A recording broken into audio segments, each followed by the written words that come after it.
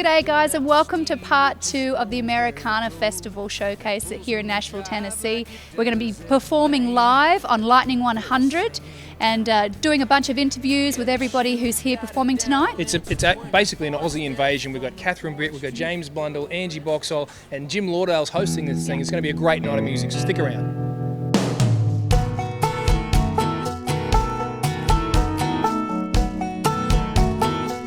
Tonight we get to share the stage with a bunch of Aussies, which is very exciting for us, and one in particular that I don't think I've played with in probably 15 years. James Blundell, how are you, man? It's just a pleasure to be here, and I'm very well, thanks, mate.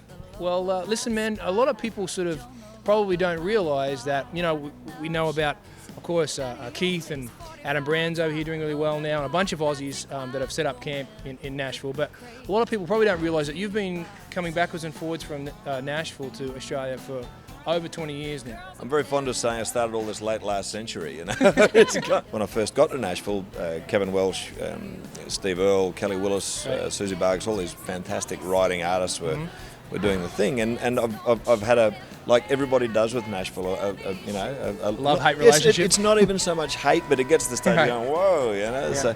So it's great to come back during the Americana week and see all that music that was being booted out of town becoming the focus of the city again, which I think is fantastic.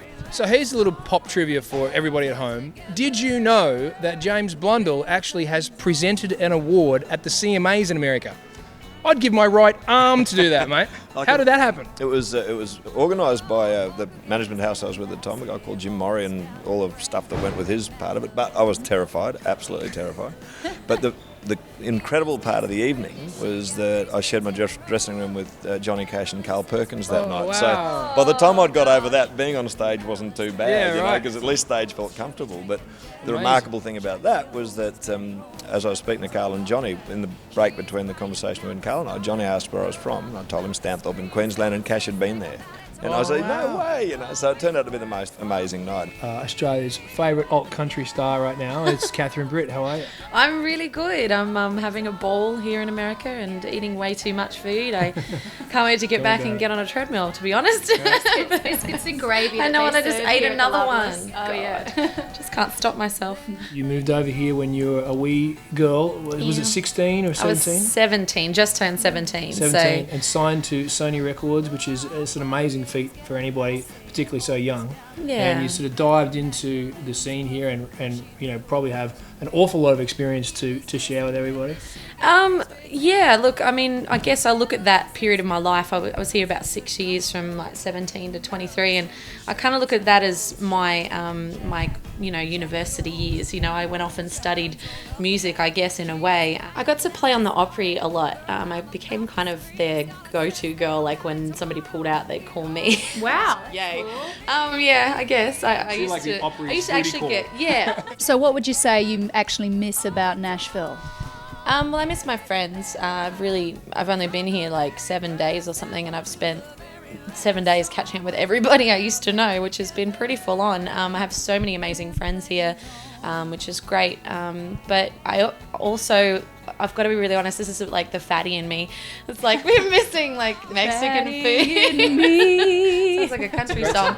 I miss the food. It's so amazing. Like what are your favourites? Picking out a Mexican food. Like we don't have good Mexican in Australia, do we? Just the queso, the cheese thing. Yes. Oh yeah. Oh my god, I had bean dip today, and I'm so bad. But it does go straight to the thighs, doesn't it? Yeah. Jay here and Mark O'Shea. G'day, guys. G'day. Say hello. Say good day. It's a video to O'Shea. That rhyme just doesn't. I didn't even want to go there, but you did. Hey, welcome, y'all. We should explain to everybody that you guys are Nashvillians now. You said 6 years, and Yes, we've been here for 6 years now, and I think it very important that I make the point to the Tennessee Bar Association folks that we got our green cards last week. So all good on that front. Yeah, I started coming to Nashville probably about 6 years ago, you know, to sort of hone the craft of songwriting, and it certainly has done that. And I've had the opportunity to write with some amazing artists such as J.D. Souther and Jim Lauderdale, who will sing with me tonight. Wow, that's pretty cool. Yeah. Wow. Yeah, very cool. It must be a good feeling to actually write with him, work on a project, and then be able to come to Music City Roots here and have him be the sort of legend in the room and playing and working with him. Yeah, it's amazing. It's totally amazing. And he's such a cool guy for doing that. So Bill Chambers, G'day. It must be nice. You're just over here playing some guitar for Catherine. How did you get that ticket, mate? Well, I've known her a long time. I've known her since she was 11. Wow. And So it's discovered. payback time, is that what Yeah, it is? it is. No, I also tour over here quite a bit with my daughter, and she's a good friend with Catherine. Right, so of course. you know, I end up picking a job or two up here and there.